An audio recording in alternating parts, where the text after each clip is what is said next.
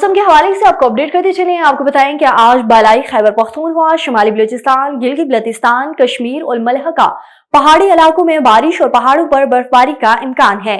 पंजाब, खैबर पख्तूनख्वा के ज्यादातर मैदानी इलाकों और बालाई सिंध में रात के औकात में दरमियानी से धुंध छाई रहने की तवक्को है।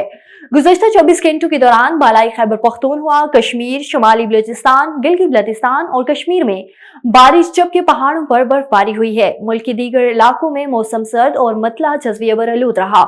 पंजाब के बेशतर इलाकों और बालाई सिंध में दरमियानी से शदीद धुंध छाई रही।